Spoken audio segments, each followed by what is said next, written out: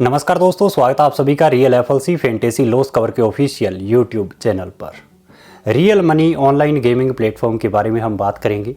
क्या बैन हट चुका है, क्या बैन हटेगा या फिर कभी भी नहीं हटेगा, और जो विंजो ने अपने यूज़र्स के साथ करोड़ों का फ्रॉड किया है उसकी वजह से क्या पूरी तरह से इन गेम्स के ऊपर प्रतिबंध लग जाएगा, ये सब हम इस वीडियो में जानेंगे।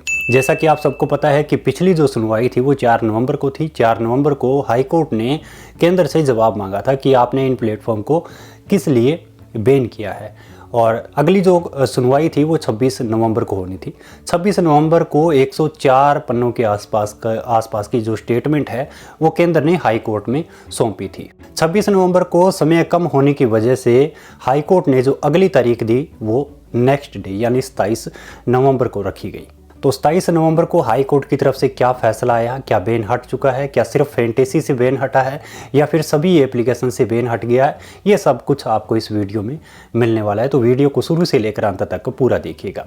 अगर ये जानकारी आपको पसंद आए तो वीडियो को लाइक ज़रूर कर दीजिएगा। आप में से अगर किसी ने इस यूट्यूब चैनल को सब्सक्राइब नहीं किया है तो सबसे पहले इस यूट्यूब चैनल को सब्सक्राइब जरूर कर दीजिएगा।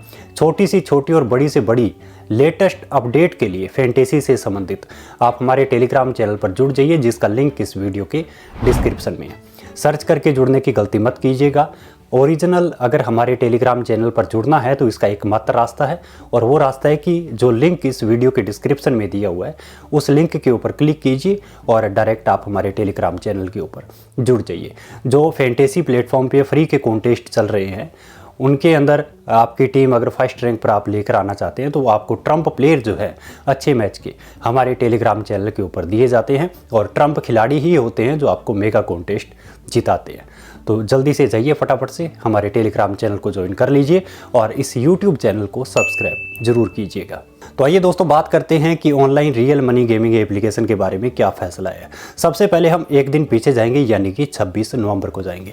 26 नवंबर को क्या कुछ हुआ हाई कोर्ट में। बहुत सारे यूट्यूबर ये बोल रहे हैं कि समय की कमी के चलते कोई भी किसी भी प्रकार की सुनवाई जो है हाई कोर्ट में नहीं हुई, लेकिन ये बिल्कुल गलत है। 26 नवंबर को भी सुनवाई हुई थी। क्या सुनवाई हुई थी? केंद्र की तरफ से 104 पन्नों की जो है दलील रखी गई। उन 104 पन्नों के अंदर केंद्र ने क्या कहा कि हमने क्या सोचकर इन एप्लीकेशन को बैन किया है। सबसे बड़ा जो कारण उन्होंने बताया टेरर फंडिंग का बताया।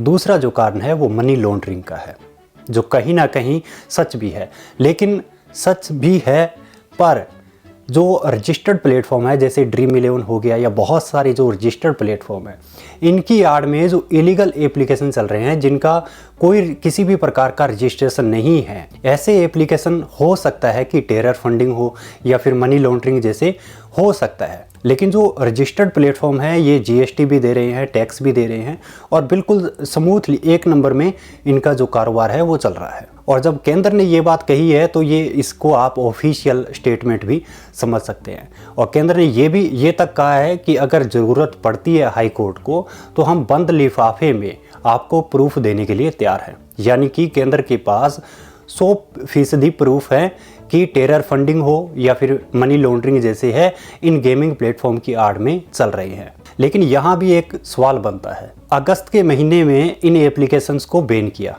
जो रजिस्टर्ड प्लेटफॉर्म थे उन्होंने पेड कॉन्टेस्ट जो है अपने पूरी तरह से बंद कर दिए। इन्होंने सरकार का कहना माना और अपने जो पेड कॉन्टेस्ट थे वो पूरी तरह से बंद कर दिए। लेकिन जो इलीगल प्लेटफॉर्म थे वो उस वक्त भी चल रहे थे, वो आज भी चल रहे हैं। वो कहाँ से ऑपरेट हो रहे हैं, और ऐसा लगता है कि वो शायद इंडिया से ऑपरेट भी ना होते हों, किसी बाहरी कंट्री से ही वे जो प्लेटफॉर्म है वे ऑपरेट हो रहे हैं।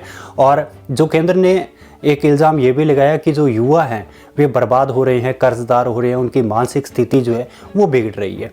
तो इसकी जिम्मेदार भी जो अनरजिस्टर्ड प्लेटफॉर्म हैं जिनको आप स्पष्ट तौर पर सट्टा एप्लीकेशन कह सकते हैं, तो इसकी जिम्मेदार भी ये एप्लीकेशन है। क्योंकि जो ये फैंटेसी गेम है इनके अंदर एंट्री कितनी होती है, 49 होती है, या फिर मैक्सिमम मान लीजिए एक मैच में कोई बंदा जो है 300-400 रुपये लगा देता है। लेकिन नुकसान आपका कहाँ होता है? नुकसान आपका वहाँ होता है जो गेम ऑफ चांस हो। जहां पर आपको ये बताया जाए कि ये कौन सी टीम मैच जीतेगी उसके ऊपर आप पैसा लगाइए, कौन सी टीम टॉस जीतेगी उसके ऊपर आप पैसा लगाइए। वहां पर आप अगर 10,000 रुपये लगाते हैं और आपकी चुनिंदा टीम अगर जीत जाती है तो आपको मैक्सिमम 20,000 मिल जाएंगे या 25,000 मिल जाएंगे। तो ऐसे प्लेटफॉर्म के ऊपर अगर आप 49 रुपये लगाते हैं तो बदले में आपको 100 रुपये मिलेंगे। तो इतनी छोटी राशि से जो युवा हैं वो संतुष्ट नहीं होते, इसलिए वे कर्ज उठाकर बड़ी राशि प्राप्त करने के लिए जो अनरजिस्टर्ड प्लेटफॉर्म है उनके अंदर अपना पैसा लगाते हैं, जिनका कोई रजिस्ट्रेशन नहीं है और पैसा लेने के लिए, पैसा डिपॉजिट करने के लिए किसी भी प्रकार के वेरिफिकेशन की ज़रूरत नहीं है। और ये भी है कि उन एप्लीकेशंस के ऊपर जो है ना आपका जीएसटी लगता है ना आपका टीडीएस कटता है। तो जो लीगल एप्लीकेशन है, जो फैंटेसी एप्लीकेशन है, इनकी आड़ में जो इलीगल चल रहे हैं, पूरा जो खेल खराब किया है वो इन्हीं एप्लीकेशंस ने किया है। तो कुल मिलाकर बात यह है कि 26 नवंबर को केंद्र ने अपनी दलील रखी, उसके बाद अगली जो तारीख दी गई वो दी गई 27 नवंबर को। 27 नवंबर हाई कोर्ट शुरू होता है, शायद 10 या 10:30 बजे शुरू होता है। हाई कोर्ट में 27 नवंबर 1 बजे तक किसी भी प्रकार की कोई भी रियल मनी गेमिंग एप्लीकेशंस की सुनवाई जो है नहीं हुई। 1 बजे से 2 बजे लंच टाइम हो गया। उसके बाद में जैसे ही 2 बजे के बाद दोबारा से हाई कोर्ट में जज बैठे तो उन्होंने बताया कि आपकी जो अगली सुनवाई है वो 4 दिसंबर है। अब 4 दिसंबर जो अगली तारीख दी गई तो उसके अंदर जो वकील्स हैं उन्होंने कहा कि आज आरबीआई के भी जो स्टाफ हैं वो भी आए हुए हैं, तो क्यों ना आज ही रियल मनी गेमिंग एप्लीकेशन के इस फंडे में आज ही चर्चा करें ताकि बेहतर होगा। और जो आरबीआई की तरफ से जो सदस्य मेंबर आए हुए हैं तो ये भी अपनी बात रखेंगे। लेकिन हाई कोर्ट ने इसे नकारते हुए कहा कि आपको 4 दिसंबर को चाहे हमारे पास कोई भी केस हो, लेकिन फर्स्ट प्रायोरिटी जो है रियल मनी गेमिंग एप्लीकेशंस को ही दी जाएगी। 4 दिसंबर को शुरू से ही आप ही की सुनवाई की जाएगी। अब आप में से बहुत सारे सदस्य ये भी कह रहे होंगे कि आरबीआई का ये क्या मैटर है। तो जैसे आप सब जानते हैं कि विंजो ने जो घपला किया है, जो बड़ा घोटाला किया है, तो विंजो की वजह से ये जो पूरा तामाझामा है आरबीआई के मेंबर आना या ये सब कुछ है, ये विंजो की तरफ से आए हैं। और जब विंजो ने ये किया है तो इससे कहीं ना कहीं जो फैंटेसी प्लेटफॉर्म है इनके ऊपर बहुत बड़ा इफ़ेक्ट पड़ेगा। और जब तक विंजो ने ये सब कुछ नहीं किया था तब तक बहुत ज़्यादा उम्मीद थी कि ये फैंटेसी प्लेटफॉर्म जो है, जो रजिस्टर्ड प्लेटफॉर्म है, जो गेम ऑफ स्किल है, ये वापस आएंगे। लेकिन जैसे ही विंजो ने ये सब कुछ किया है तो इसके बाद जो है यहाँ तक कि आरबीआई से भी मेंबर्स आए हैं, तो कहीं ना कहीं मुश्किलें जो है वो बढ़ती जा रही है फैंटेसी की, और हो सकता है कि फैंटेसी वापस ना आए।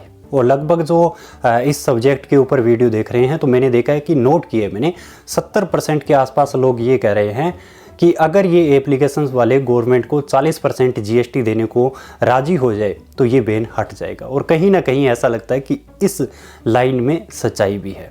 अगर ये फैंटेसी है या फिर जो भी online real money gaming application है, अगर ये 40% जीएसटी के लिए राजी हो जाए तो कहीं ना कहीं इनको आज़ादी और छूट जो है मिल सकती है। क्योंकि शुरू में जो ये सब कुछ हुआ था तो उस वक्त भी ये कहा गया था कि अगर आप 40% जीएसटी देते हैं तो आप चलाइए अपना काम।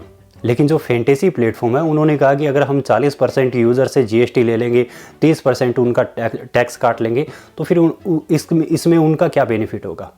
तो इस वजह से उन्होंने यही निर्णय किया कि ठीक है, अगर आप चाहते हैं कि बैन हो तो हम इसमें राजी हैं, लेकिन हम 40% जीएसटी नहीं देंगे। तो एक तरफ सरकार कहती है कि इससे युवा जो है वो बर्बाद हो रहे हैं, युवा कर्जदार हो रहे हैं, और दूसरी तरफ कह रहे हैं कि अगर आप हमें 40% जीएसटी देते हैं 28 की जगह तो आप चलाइए। क्या बात तब युवा बर्बाद नहीं होंगे? आपको 12% जीएसटी बढ़ाकर अगर दे दी जाएगी तब युवा बर्बाद नहीं होंगे। लेकिन अगर 28% जीएसटी देते हैं तो फिर युवा बर्बाद होते हैं। फिर तो शायद मनी लॉन्ड्रिंग भी नहीं होगी अगर 40% जीएसटी देने लग जाए तो ये गहरी बातें हैं। और आप इन बातों का मुझे जवाब जो है वो कमेंट में ज़रूर दीजिएगा। आपको क्या लगता है कि क्या सच में अगर हम 40% जीएसटी, ये फैंटेसी प्लेटफॉर्म 40% जीएसटी के लिए राज़ी हो जाए तो क्या केंद्र राज़ी हो जाएगी? क्या केंद्र अनुमति देगा कि चलिए ठीक है, अभी ये गेम ऑफ स्किल है तो आप इनको चलने दीजिए। आपको क्या लगता है, आप अपनी राय जो है कमेंट बॉक्स में ज़रूर दीजिएगा। चैनल को सब्सक्राइब अगर आपने अब तक नहीं किया तो चैनल को सब्सक्राइब ज़रूर कीजिएगा। मुझे इंतज़ार रहेगा कि आप ज़्यादा से ज़्यादा संख्या में इस YouTube चैनल को सब्सक्राइब कीजिए और बहुत बेहतरीन जानकारियाँ जो है आपको इस YouTube चैनल के ऊपर मिलती रहेगी। तो कुल मिलाकर बात यह है कि 4 नवंबर को फैंटेसी की सुनवाई हुई हाई कोर्ट में। 4 नवंबर को केंद्र से जवाब मांगा हाई कोर्ट ने कि आपने क्यों इन एप्लीकेशंस को बैन किया है, और अगली जो तारीख दी गई वो 26 नवंबर को दी गई। 26 नवंबर को केंद्र का जवाब जो है हाई कोर्ट में पेश हुआ, जिसके अंदर उन्होंने बहुत सारे कारण बताए, लेकिन मुख्य कारण जो है वो टेरर फंडिंग हो गया या मनी लॉन्ड्रिंग जैसे ऐसे बहुत सारे कारण जो है वो बताए। और समय के अभाव के चलते 26 नवंबर को फिर तारीख जो है अगली तारीख दी गई 27 नवंबर। 27 नवंबर को फिर से समय के अभाव के चलते अगली तारीख जो है वो 4 दिसंबर को दी गई। 4 दिसंबर को आरबीआई की भी टीमें आई हुई थी, और आरबीआई की टीमें अब देखना ये होगा कि कोई फैसला 4 दिसंबर को आता है या फिर 4 दिसंबर को भी अगली तारीख दी जाएगी। और मुझे ऐसा लगता है कि क्योंकि अब इसमें आरबीआई भी अपनी टीम के सदस्यों को भेजा है, तो ये केस जो है थोड़ा सा और लंबा जाने की उम्मीद है। इतना जल्दी जो फैसला है कि बैन हटेगा या नहीं हटेगा, अनबैन होगी या नहीं होगी, ये जो है शायद थोड़ा सा लंबा जाएगा। तो ये थी छोटी सी जानकारी। उम्मीद करता हूँ आपको पसंद आई होगी। पसंद आई तो वीडियो को लाइक कीजिए, चैनल को सब्सक्राइब कीजिए। बहुत बहुत शुक्रिया आप सभी का। Thank you very much.